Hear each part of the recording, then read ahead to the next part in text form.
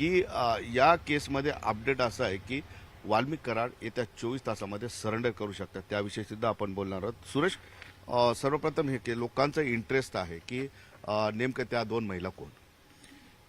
ज्यांना बीड शहर पोलीस ठाण्यामध्ये सीआयडीनं तपासणी केली. जवळपास दुपारी 8 ते 10 12 तास होते. दुपारी 12 वाजेपासून रात्री 8:45 वाजेपर्यंत ही चौकशी करण्यात आली आणि 8:45 वाजता आपण ज्यांचा बाईट केला त्या राष्ट्रवादीच्या युती प्रदेशाध्यक्ष संध्या सोनवणे यांची देखील 8 तास कसून चौकशी करण्यात आली.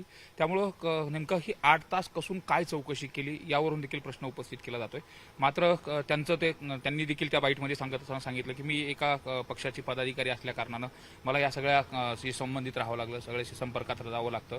आणि जर त्यांची जर राजकीय कारकीर्द बघितली आपण संध्याताईंची, तर संध्याताई या कॉलेज जीवनापासूनच विद्यार्थी प्रतिनिधी असतील, ज्याला आपण जीएस म्हणतो, जीएस पासून त्यानंतर फर्ग्युसन कॉलेजला शिक्षण झालं आणि त्याच्यानंतर पुणे विभागाची विद्यार्थी आघाडीचं देखील त्यांनी राष्ट्रवादीचं पद भूषवलेलं आहे. 2020च्या नंतरचा हा त्यांचा पॉलिटिकल प्रवास आहे. त्यानंतर जर आपण बघितलं तर अहिल्यानगरच्या त्या युवतीच्या जिल्हाध्यक्ष देखील राहिलेल्या आणि निवडणुकीच्या अगोदर त्यांना युवतीचं प्रदेशाध्यक्षपद दिलेलं होतं आणि त्यानंतर लोकसभा निवडणूक झाली, त्यानंतर विधानसभा निवडणूक झाली आणि त्या कालावधीमध्ये बीड जिल्ह्यातले जे काही पॉलिटिकल इव्हेंट झाले, ज्या काही पक्षाच्या सभा होत्या, ज्या काही मेळावे होते, छोटे मोठे जे काही पक्षाचे कार्यक्रम होते, या कार्यक्रमामध्ये आम्हाला नेहमी या ठिकाणी पाहायला मिळायचा, स्टेजवरती दिसायचा. त्यामुळे तो एक त्यांचा पॉलिटिकलीच्या दृष्टिकोनात नाही होता. मात्र सीआयडीनं काल ज्या पद्धतीनं चौकशी केली, जवळपास 8 तास कसून चौकशी केली आणि जसं की तुम्ही सांगितलं की 6 महिन्याचे वाल्मिक कराड यांचे कॉल डिटेल्स, कॉल रेकॉर्ड आणि जे काही सीडीआर वगैरे काढलेलं आहे त्या तपासामध्ये त्यांचं काही कनेक्शन आहे का, त्यांच्याशी किती कॉन्टॅक्ट झालेले आहेत, विशेष म्हणजे बँक खाते देखील सील केलेले आहेत आणि बँक खात्याच्या ट्रान्झॅक्शनवरती देखील आता सीआयडीचं लक्ष आहे. त्यामुळे त्या कालावधीमध्ये काही बँक खात्यातून काही ट्रान्झॅक्शन झालेलं आहे का, या दृष्टिकोनातून चौकशी केली गेली. आणि आम्ही त्यांना काल प्रश्न विचारत असताना नेमके तुमचे प्रश्न कुठले विचारले, तर त्यांनी ती एक गोष्ट सांगितली की ही गोपनीय माहिती आहे, ती आम्ही तुम्हाला पब्लिकली सांगू शकत नाहीत. मात्र 8 तास अशी कुठली गोपनीय माहिती घेतली, हा देखील एक सामान्य लोकांना पडलेला प्रश्न पडलेला आहे. पण त्या इथं आल्या याचा अर्थ त्या आरोपी आहेत किंवा नाही. फार वेगळा विषय कुणी काढायला नको किंवा तसा संशय घ्यायला नको. मात्र एक महिला केजमध्ये आहे, तिचं नाव आपल्याला माहिती आहे, ते नाव नको घ्यायला आपण, कारण संध्याचं नाव याच्यासाठी घेतो की संध्या स्वतः आपल्या समोर आली, ती बोलली. मात्र केजच्या महिलेचं नाव असून सुद्धा आपण ते घेणार नाही. ती महिला जवळपास दिवसभर का बसून ठेवली? केजमध्ये ज्या महिलेची चौकशी झाली ती देखील निकटवर्ती असल्याची जी सूत्रांची माहिती आहे. मात्र तिची देखील काल जवळपास 5 ते 6 तास अशी कसून चौकशी झाल्याची देखील सीआयडीच्या ज्या सूत्रांची माहिती आहे त्या सूत्रांकडून ती माहिती मिळाली. विशेष म्हणजे यामध्ये त्या महिलेला पुण्यावरून बोलवलं होतं चौकशीसाठी आणि नोटीस देऊन बोलवलं होतं, अशी देखील जी माहिती आहे ती सूत्रांनी सांगितलेली. विशेष म्हणजे तिथं केज पोलीस स्टेशनमध्ये, ज्या पोलीस स्टेशनमध्ये खंडणीचा गुन्हा दाखल झाला आणि खंडणीचा गुन्हा दाखल झाल्यानंतर त्याच ठिकाणी म्हणजे आपण यातही कन्फ्युजन करायचं नको, आता हे जे 3 प्रकरण आहेत ही 3 प्रकरण वेगवेगळे आपण त्याच्यानंतर बोलू. तर त्यामध्ये खंडणीच्या प्रकरणामध्ये त्यांची चौकशी करण्यात आली आणि त्याचबरोबर त्या केज पोलीस स्टेशनमध्ये ज्या महिलेची चौकशी करण्यात आली पुण्यावरून जवळपास 5 ते 6 तास, ती महिला कोण हा जो प्रश्न आहे तो हा प्रश्न बहुतांश लोकांना धक्का देणार आहे, बहुतांश लोकांना अनुत्तरित आहे. आणि नेमकी तिची एवढा वेळ चौकशी केली गेली तर तिचे आणि ती महिला पॉलिटिकल करिअरमध्ये नाही, जशी संध्या पॉलिटिकल करिअरमध्ये पॉलिटिकल निवडणुका असतील किंवा नेत्यांच्या संपर्कात महिलांना राहावं लागतं, पण त्या महिलेचा राजकीय काही कारकीर्द नाहीच आहे. आतापर्यंत कुठल्याही राजकीय व्यासपीठावरती गेल्या अनेक दिवसापासून पत्रकारिता करताना अशा पद्धतीने कुठल्याही पद्धतीची चर्चाही झाली नाही, कुठल्या पद्धतीने स्टेजवरती देखील आलेलं चित्र पाहायला मिळालं. म्हणजे अचानक समोर आलेली निकटवर्तीय महिला एवढं म्हणू शकतो, एवढंच म्हणू शकतो. अचानक समोर प्रकरणामुळे समोर या प्रकरणामुळे समोर आलेली आणि साहजिकच 6 महिन्यापासून जे काही सीआयडी कॉल रेकॉर्ड तपासते, सीडीआर तपासते, या सीडीआर मध्ये जे काही ज्या व्यक्तीशी जास्त काळ संवाद साधलेला आहे, ज्या व्यक्तीशी व्हॉट्सअपचे चॅट जास्त वेळ झालेले आहेत आणि ज्याच्याशी काही बँक ट्रान्झॅक्शनचे काही जास्त झालेले असतील, अशा अनुषंगाने जी जवळची व्यक्तींना बोलवलं जाते, त्यांची चौकशी केली जाते आणि चौकशी करून त्यातून काही इन्फॉर्मेशन मिळते का हे देखील शोधण्याचा प्रयत्न केला जातो. विशेष म्हणजे आपल्याला यात आणखी काही गोष्टीचा उलगडा करत असताना सीआयडीनं ज्या पद्धतीने आर्थिक खाते सीज केलेले आहेत, तर आर्थिक कुणाचे काय संबंध होते आणि त्यातून काय ट्रान्झॅक्शन म्हणजे अनऑफिशियली बोलताना त्याच गोष्टी सांगितल्या की आम्ही 6 महिन्याचा सीडीआर याच्यासाठी काढला की कोण ओळखीचा आहे याच्यामध्ये, त्यांचे बँक खाते हे झाल्यानंतर त्यांना आर्थिक मदत कोणी देऊ शकतं का आरोपीला, त्यासाठीच्या या सगळ्या गोष्टी आहेत. आणि आधीच आपण जसं बोललो की ज्यांच्याबद्दल बोललोय ते आरोपीच आहेत असा विषयाने अनेक चौकशीसाठी बोलत आहेत. सगळ्यात महत्त्वाचा गोष्ट जो आपण कालपासून बातमी चालवतोय की वाल्मिक कराड समर्थन म्हणजे आत्मसमर्पण करणार. तुम्ही बीडचे आहात, वाल्मिक कराडांच्या जवळच्या आहात, एक नेता म्हणून त्यांचं तुमच्याशी भेटीगाठी नेहमी व्हायच्या. आत्मसमर्पण करू शकतात? वाल्मिक कराड आत्मसमर्थन करू शकतील यावरती आत्ताही मला विश्वास बसत नाही. कारण त्यांची स्टाईल आहे, त्यांची त्यांची स्टाईल एक आहे. दबंगिरी आहे. ज्यापर्यंत आतापर्यंत ज्या काही सगळ्या घडामोडी पाहिल्या त्यांच्या कार्यक्रम ऑर्गनायझेशन पासून सगळ्या गोष्टी, तर ते सरेंडर करतील असं वाटत नाही. पण ज्या पद्धतीने सीआयडीनं जो तपासाचा फास आवळलेला आहे, त्या जवळच्या सगळ्या व्यक्तींची चौकशी केली जाते, त्यांना पोलीस स्टेशनमधून आणून बसवलं जाते, 8-8 तास त्यांची चौकशी केली जाते. विशेष म्हणजे आर्थिक धागेदोरे ज्यांच्याशी आहेत त्यांना सुद्धा बोलवलं जाते. पक्षपदा पातळीवरती ज्यांचे कोणाचे संबंध होते त्यांना देखील बोलवलं जाते.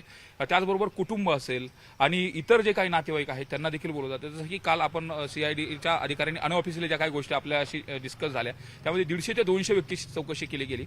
आणि जे चौकशीचा जो ससेमिरा आहे तो आता कुटुंब असेल, जवळचे हितसंबंध जवळच्या लोकांपर्यंत पोहोचला. त्यांच्यापर्यंत पोहोचल्यानंतर सीआयडी बहुतांश वेळा काय करते की प्रेशर करण्याचा जो प्रयत्न केला जातो की चहूबाजूनी घेरण्याचा प्रयत्न. हे स्ट्रॅटेजी असतात सीआयडीच्या.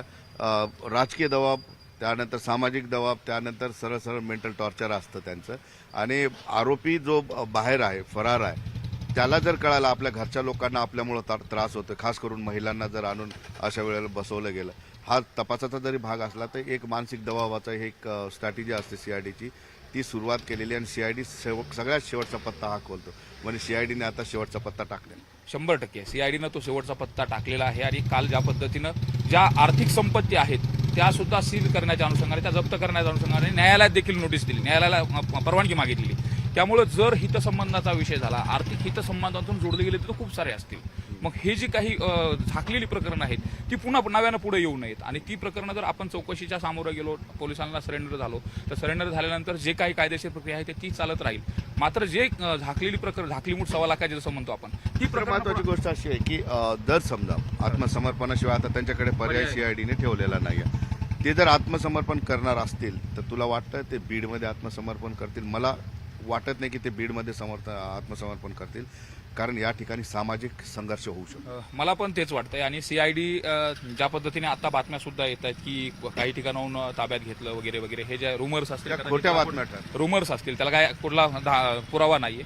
मात्र बीडचं सामाजिक सलोख्याचं प्रकरण जर बघितलं आणि इथलचं एकूण सामाजिक परिस्थिती जर पाहिली तर वाल्मिक कराड यांचा चाहता वर्ग सुद्धा खूप मोठ्या प्रमाणात आहे. आणि मला असं वाटतं की प्रशासन तशा पद्धतीचे रिक्स बीडमध्ये त्यांना आत्मसमर्पण करेल का, किंवा ते आत्मसमर्पण बीडमध्ये येऊन करतील का, असं याला आत्मसमर्पण करायचं असेल तर त्यांना यंत्रणेला संपर्क करावा लागेल आणि त्यानंतर ते मी आत्मसमर्पण करणार वगैरे ते जाहीर करतील. परंतु प्रशासन त्यांना सांगू शकते की तुम्ही बीडमध्ये नको. सल्ला देऊ शकता किंवा त्यांना विनंती करू शकतो की त्यांना अधिकार आहे कुठेही जाऊन आत्मसमर्पण करण्याचा. परंतु ते सांगू शकतात की इथला सामाजिक सलोखा थोडा संघर्ष भडका उडण्याची शक्यता, त्यामुळे तुम्ही इतर ठिकाणी आत्मसमर्पण करा. 100% तोच विषय होईल. या अगोदर जर आपण बघितलं तर 13 तारखेला वाल्मिक कराड यांच्या समर्थनार्थ, 14 तारखेला वाल्मिक कराड यांच्या समर्थनार्थ रास्ता रोको आंदोलन झालेले होते. एवढंच नाही तर हा खोटा गुन्हा आणि राजकीय दृष्ट्या यात गोवलं जात असल्याचे देखील हे झालं होतं. आणि एसपी ऑफिसवरती मोर्चा देखील निघाला होता. आणि काही ग्रामपंचायतीने आता 3 ते 4 ग्रामपंचायतीने पत्र दिलेले, निवेदन दिले तहसीलदारांना की वाल्मिक कराड हे समाजसेवक आहेत आणि त्यांच्यावरचे गुन्हे मागे घ्यावेत. म्हणजे त्यांचा पण चाहता वर्ग मोठा आहे, मोठ्या प्रमाणात चाहता वर्ग आहे. आणि आपण जर आणखी यात थोडं जर खोलामध्ये गेलं तर ज्या पद्धतीनं पंकजाताई आणि दसरा मेळाव्यातून देखील ओळख त्यांची सांगितली होती, वाल्मिक कराड कोण, तर ती जी ओळख सांगत असताना धनंजय मुंडे यांचं पाने हलत नाही ते वाल्मिक कराड. पण आता ते धनंजय मुंडे त्यांच्यामुळे अडचणीत आले हे साहजिक आहे. पण ह्या सगळ्या गोष्टीचा जर विचार केला आणि सगळ्या गोष्टी केल्या तर ते वाल्मिक कराड जरी सरेंडर व्हायचा विषय ठरला तर ते बीडमध्ये येऊन सरेंडर होतील असं वाटत नाही. सीआयडीचं एखादं कुठलं वरिष्ठ ऑफिस असेल किंवा पुणे मुंबई अशा ठिकाणी सरेंडर होऊ शकतं, ज्याच्यामुळे कायदा सुव्यवस्थेचा प्रश्न बीडमध्ये निर्माण होऊ नये. आणि एकूणच या सगळ्या गोष्टीच्या दृष्टिकोनात ज्या पद्धतीने आता डिस्कस करतोय आपण की पूर्ण जे काही फास आवळलेला आहे, सगळे खाते सीज करणं असेल, त्यांच्याकडे पासपोर्ट पण नाहीये. म्हणजे ही एक महत्वाची अनेक गुन्हे असल्यामुळे आधीच त्यांच्याकडे असल्यामुळे वाल्मिक कराड यांना पासपोर्ट मिळालेला नाही, त्यामुळे बाहेर पळून जाण्याचा तो प्रश्नही येत नाही. आणि साहजिकच जर बाहेर कुठं जाता येत नाही, राज्यामध्ये देशभरामध्ये आपण सगळ्या ठिकाणी आर्थिक नाकेबंदी झाली आणि त्यानंतर पर्याय कुठला राहतो, कुटुंब, त्यात पुन्हा या सगळ्या चौकशी पण आता टॉर्चरिंग सुरू काय म्हणतो सशामिरामध्ये त्यांचे सुद्धा हे होऊ नये, हाल होऊ नयेत, या दृष्टिकोनातून आता वाल्मिक कराड हा सरेंडरचा निर्णय घेतील. मात्र तो बीडमध्ये येऊन सरेंडर करतील असं मला वाटत नाही. निश्चितपणे धन्यवाद सुरेश. आपण बघितलं की वाल्मिक कराड यांचा बीडमध्ये फार मोठा चाहता वर्ग आहे, परळीमध्ये आहे, हे नाकारता येत नाही. कारण ते अनेक वर्षांपासून सामाजिक कार्यामध्ये आहेत किंवा राजकीय कार्यामध्ये आहेत.